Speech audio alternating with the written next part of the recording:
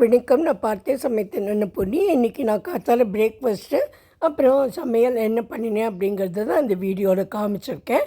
முதல்ல நான் இன்றைக்கி பண்ணினது இட்லி தான் பண்ணினேன். இட்லி வந்து கருப்பு உளுந்து போட்டு அரைச்சி பண்ணியிருக்கேன். உடம்புக்கு ரொம்ப நல்லதுன்னு சொல்லிவிட்டு சாதாரணமாக சில நாளைக்கு வெள்ளை உளுந்து போடுவேன். அதனால் கருப்பு உளுந்து போட்டு அரைச்சி அப்புறம் அதுக்கு தொட்டுக்கிறது தேங்காய் சட்னி பண்ணியிருக்கேன். அப்புறம் ஆஸ் யூஷுவல் ஃப்ரூட்ஸ் வச்சுருக்கேன். அப்புறம் டீயும் வச்சுருக்கேன். டீ வந்து இது மாதிரி தான் நான் கொடுப்பேன். பாலும் டிகாக்ஷனும் சூடு பண்ணிவிட்டு கொடுத்துருவேன். அவள் வந்து அதை அப்படியே விட்டுப்பா, எவ்வளோ வேணுமோ அவ்வளோ. தவிர சுகர் வேணுங்கிறவா போட்டுப்பா, வேண்டாங்கிறவா சுகர் போட்டுக்க மாட்டா. இது மாதிரி தான் நான் கொடுப்பேன். அதுக்கப்புறம் லஞ்சுக்கு வந்து நான் இன்றைக்கி பரங்கிக்காய், அதாவது எல்லோ பம்கின் இருக்கு இல்லையா, அதை எடுத்து ஒரு கறி பண்ணினேன். நம்ம எல்லோ பம்கினை வந்து பச்சையாக இருக்கிற தோலோடைய கூட போடலை. ஆனால் நான் தோலை எடுத்து இந்த கொட்டை எல்லாத்தையுமே ரிமூவ் பண்ணிவிட்டு முதல்ல நல்லா வாஷ் பண்ணிவிட்டு அப்புறம் சின்ன சின்னதாக கட் பண்ணி வச்சுட்டுருக்கேன். முதல்ல இதில் கொஞ்சம் மஞ்சப்பொடியை போட்டு கொஞ்சமாக தண்ணி விட்டால் போகிறோம். ஏன்னா அது குழைய வேக வைக்க வேண்டாம். நல்லா கொஞ்சம் கடுக்குன்னு இருக்கச்சே நம்ம எடுத்துடணும். கடாயில் வந்து மஞ்சப்பொடியை போட்டு நான் வந்து வேக வச்சு எடுத்துட்டுருக்கேன். இது வந்து ஓரளவு நன்னாவே வேந்துடுத்து. இப்போ நம்ம இது வந்து பாத்திரத்துக்கு மாற்றிக்கலாம். அப்புறம் இதுக்கு தாளிப்பு கொடுத்துடலாம்.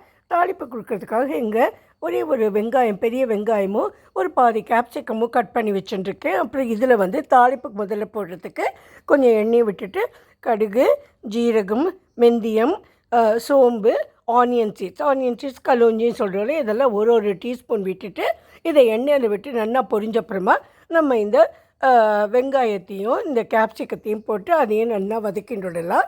இது கொஞ்சம் நல்லா வதங்கினப்புறமா நம்ம வந்து இதில் உப்பையும் போட்டுட்டு அப்புறம் அதுக்கு வேண்டிய பொடிகள்லாம் ஆட் பண்ணிடலாம். நான் வந்து இங்கே எண்ணெயை வச்சுட்டேன். முதல்ல வந்து நான் சொன்ன 5 சாமானையும் அது கூட போட்டு கொஞ்சம் பொடியை வச்சுக்கிறேன். பொடியை வச்சுட்டு இந்த தக்காளியையும் கட் பண்ணி வச்சுட்டு தக்காளியையும் இந்த வெங்காயத்தையும் போட்டுட்டு அது கூட ஒரு கொத்த கறிவேப்பிலையும் போட்டுட்டு நம்ம வந்து பெருங்காயம் அப்புறமா போட்டுக்கலாம். இது எல்லாத்தையும் போட்டு கொஞ்சம் நல்லா வதங்கட்டும். இதுதான் கலோஞ்சிங்கிறது. ஆனியன் சீட்ஸ் இருக்கு இல்லையா, அது சில பேருக்கு வந்து இது தெரியலைன்னு சொன்னால் அதனால தான் இதை காமிச்சிருக்கேன்.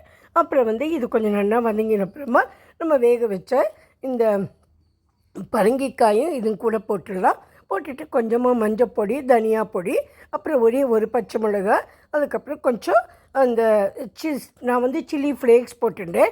ஏன்னா கொஞ்சம் காரம் கம்மியாக இருக்கட்டும் அப்படின்னு சொல்லிவிட்டு. ஏன்னா இன்றைக்கி எல்லாருமே கொஞ்சம் கம்மியாக காரம் போடுமான்னு சொன்னால், ஆனால் நம்ம வந்து நல்ல கலர் வேணும்னா மிளகா பொடியே போட்டுட்டாக்கா நம்மளுக்கு நல்ல கலர் கிடைக்கும். நான் யூஸ்வலாக போடுவேன், ஆனால் இன்றைக்கி வந்து நான் அதை போடலை. இதெல்லாம் போட்டு உப்பையும் போட்டுட்டு நான் இலக்கி எடுத்து வச்சுட்டேன். அடுத்ததான் நான் பண்ணினது வந்து பருப்பு சாறுன்னு சொல்லுவோம். அதாவது இந்த ஃபுல் தால் இருக்கு இல்லையா, அது வந்து திக்காக பண்ணாமல் கொஞ்சம் ரசத்துக்கும் சாம்பாருக்கும் நடுவில் கொஞ்சம் ஓடுற மாதிரி பண்ணுறது தான் சாறுன்னு. இதுக்கு வந்து நான் 1 கப்பு துவரம்பருப்போ 1/2 கப்பு பயத்தம்பருப்பையோ நல்லா களைஞ்சி எடுத்துகிட்டு 2 மஞ்சப்பொடியை போட்டு குக்கரில் ஒரு 3 விசில் வச்சு எடுத்துட்டேன். அதுக்கப்புறம் கொஞ்சம் தக்காளியை நறுக்கி வச்சுட்டுருக்கேன். இங்கே கடுகு, உளுத்தம்பருப்பு வச்சுட்டுருக்கேன். கடாயில் எண்ணெயை விட்டுட்டு கடுகு, உளுத்தம்பருப்பு போட்டு பொரிஞ்சப்புறமா தக்காளியும் போட்டு நல்லா இலக்கிக்கலாம். இலக்கின்ட்டு இங்கே பருப்பு இருக்குல்லையே, இவ்வளோ பருப்பு எனக்கு இன்றைக்கி வேண்டாம். பாதி பருப்பு போட்டுட்டு மீதியை ஃப்ரிட்ஜில் வச்சுப்பேன். நாளைக்கு சாம்பார் பண்ணுறதுக்கு எதுக்காவது எடுத்துக்கலாம். இந்த பருப்பையும் அதில் வந்து நம்ம கொட்டிடலாம். கொட்டிட்டு நம்மளுக்கு எவ்வளோ தண்ணி வேணுமோ அவ்வளோ தண்ணி விட்டுக்கலாம். ஆனால் கொஞ்சம் சுடு தண்ணியாக விட்டுட்டா ஈஸியாக ஆகிடும். நான் வந்து 1 கப்பு 1.5 கப்பு இருக்கும் சுடு தண்ணி அது கூட விட்டுட்டு கருவேப்பிலையும் நல்லா போட்டுட்டு எல்லாம் சேர்ந்து கொதிக்கட்டும். அதுக்கப்புறம் இதில் வந்து ஒரு பச்சை மிளகா போட்டுட்டு கொஞ்சம் உப்பு போட்டுட்டு தனியா பவுடரும் நான் போட்டுட்டேன். அப்புறம் சாம்பார் பொடியும் போட்டுட்டு அதை இலக்கிட்டு அப்புறம் இதுக்கும் நம்ம வந்து கொஞ்சம் பெருங்காயமும் போடணும். இதோ நம்ம பருப்பு எடுத்து கடைசியாக ஒரே ஒரு வத்த மிளகாயை வதக்கி அதில் போட்டுருக்கேன். அப்புறம் லாஸ்ட்டில் வந்து கொஞ்சமாக நம்ம வந்து ஒரு ஸ்பூன் வந்து நெய்யும் விடணும். இதோ இங்கே இருக்கு இல்லையா இந்த பரங்கிக்காய், இதுக்கு வந்து லேசாக கருவேப்பிலையை நான் வந்து கொஞ்சம் நெய்யில் வதக்கி போட்டுட்டு ஒரு சொட்டு வெல்லமும் போட்டுட்டேன்.